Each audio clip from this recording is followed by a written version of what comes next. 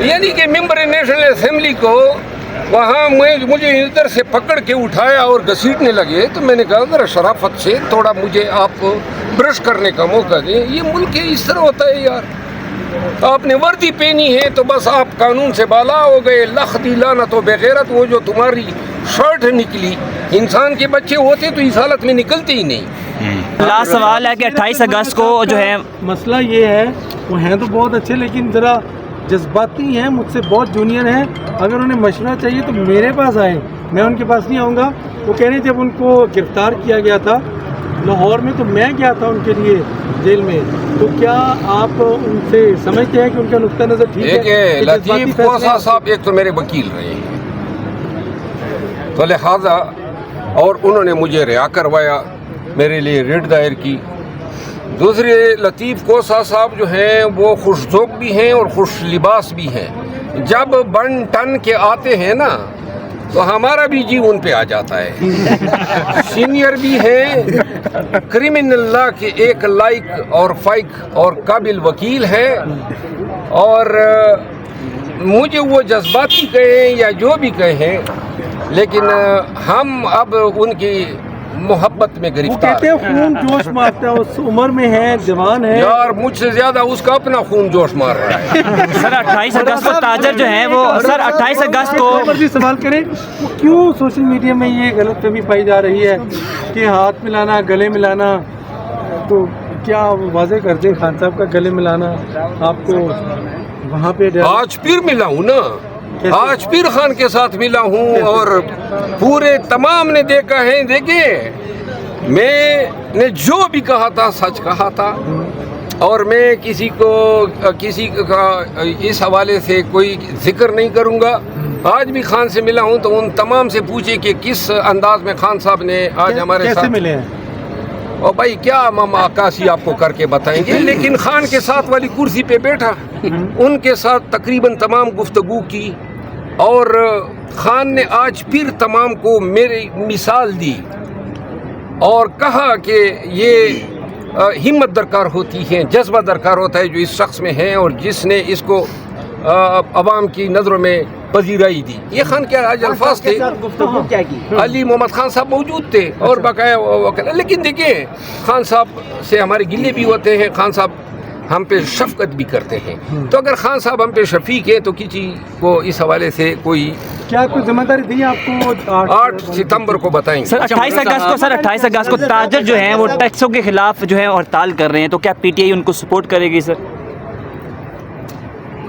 نہیں، کون سے ٹیکسوں کے خلاف؟ جو ان پہ ٹیکس عائد کیے جا رہے ہیں، نئے ٹیکس تاجروں پہ. ملک گیر ہڑتال ہے، تاجروں کی شٹر ڈاؤن ہڑتال. دیکھیں ٹیکس کو دیکھنا ہوگا کہ ایف پی آر کے کیا اقدامات ہیں، لیکن اگر ناجائز ٹیکس لگائیں، مجھے اس کا علم نہیں ہے، پہلے ٹیکس کا علم ہوگا تو میں اس پہ رائے دے سکوں گا.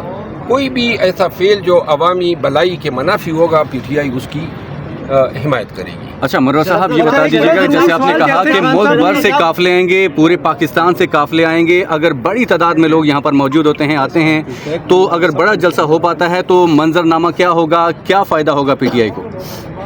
دیکھیں جتنا بڑا جلسہ ہوگا، اور پاکستانیوں کو سمجھ آنی چاہیے، جتنا بڑا جلسہ ہوگا یہ اظہار ہوگا کہ عوام پاکستان جو ہیں اس نظام پہ عدم اعتماد کرتے ہیں. عوام پاکستان جو ہیں عمران خان کے ساتھ ہونے والی زیادتی اور ناانصافی پہ شکایت کر رہے ہیں، اور اسی حوالے سے معترض ہیں. جتنا بڑا جلسہ ہوگا وہ یہ ثابت کرے گا کہ پاکستانی اپنے نظام کی بوسیدگی سے اور پاکستان میں ہونے والے ناانصافی سے اب تنگ آ چکے ہیں. یہ ملک میں 2 سال سے کیا ہو رہا ہے؟ نہ کسی کی عزت، نہ کسی کی چادر چاڑ دیواری کا تقدس محفوظ ہے. کیوں یہ ہو رہا ہے؟ اور عدالتیں کیوں یہ ان چیزوں کو نہیں روک رہی ہے؟ یہی آنکھیں دکھانا اور پھر جو ہے ہیڈ لائن کی زینت بن جانا، فلاں جج صاحب نے جو ہے فلاں ڈی آئی جی اور آئی جی کو سنا دی. عملاً کسی کو ایک دفعہ اسلام آباد کے آئی جی کو بھیجیں کہ دیکھ دیں کسی سے چوک کی ضرورت ہوتی ہے کہ وہ کسی کے گھر میں گھسے. سب سے اہم آرٹیکل 14 میں احترام انسانیت ہے، احترام آدمیت ہے، جو آپ کا بنیادی حق ہے. اب کیا کام ہے کسی پولیس والے کا کہ کسی گھر میں دندناتے ہوئے گھسے؟ تو بھائی تمہارے باپ کی جائیداد ہے جو گھس رہے ہو، اور ان پولیس والوں کو کون لگام ڈالے گا؟ قانون نے تو عدالتوں کو یہ اختیار دیا ہوا ہے۔ آرٹیکل 199 کے تحت ہائی کورٹ جو ہیں وہ بنیادی حقوق کے تحفظ کی ضامن ہے۔ اسلام آباد میں کتنے گھروں کا چار دیواری کا تقدس پامال ہوا؟ کبھی سنا کوئی اندر ہوا؟ اور جس کو اندر کیا جسٹس بابر ستار صاحب نے، اس کی بھی سزا جو ہے معطل ہے۔ لہٰذا یہ کھلواڑ، یہ افراتفری جاری رہے گی جب تک حکام کو لگام نہ ڈالی جائے۔ اب تو جیل حکام بھی ہائی کورٹ کے حکم ناموں کو جو ہے جوتی کی نوک پہ رکھتے ہیں، اور وہ کہتے ہیں نا کہ کنویں کی مینڈک بھی پھر نکل آتی ہے۔ اب ہائی کورٹ کے احکامات کی بے توقیری دن بدن بڑھتی جا رہی ہے۔ سر سپریم کورٹ میں آپ نے صاحب نے آپ کو گلے لگایا، ساری چیزیں درگزر ہو گئیں اور سب ماحول ٹھیک ہو گیا، پچھلی باتیں بھول گئے، پھر نئے سرے سے ایسے ہی آپ بھی پاکی لیڈرشپ پارٹی کی جو ہے ان کے ساتھ اسی مفاہمت کے رشتے کے ساتھ دیکھیے، مفاہمت تو آج بھی خان نے یہ کہا، بلکہ میں نے خان صاحب کو کہا، میں نے کہا جی 2 لوگ میرے خلاف میڈیا پہ بولے ہیں لیکن میں نے جواب نہیں دیے تو سب کا خان سمیت کہہ کا نکلا۔ انہوں نے انجوائے کی، میں نے کہا جی کوئی جواب نہیں دیا کیونکہ آپ نے حکم کیا تھا، اور جو بھی تھے بھائی کیا، لیکن میں آپ کو یہ بتا رہا ہوں یہ مفاہمت ہے نا۔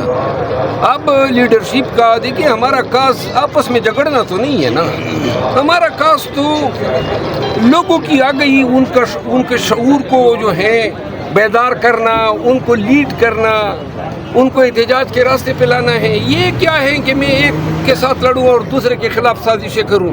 میں نے زندگی میں کسی کے خلاف سازش نہیں کی ہے۔ میں کسی کے خلاف بیان تب دیا کرتا تھا جب وہ میرے خلاف بیان دیتے تھے۔ ابھی آپ نے یہ کسی بانی ممبر کا بتایا، عبدالصمد خان۔ اب ایسے لوگ آ کے الزام تراشیاں کریں گے تو یہ تو لیڈرشپ میں شمار نہیں ہوتے نا، جن کو کوئی جانتا ہی نہیں ہو۔ لیکن میں نے بڑا تحمل سے ہمیشہ کام لیا ہے، اور اب تو یہ اگر کوئی لیڈرشپ بیان بازی کرے گی میں خان صاحب کو بتایا سر، برسٹر علی ظفر یار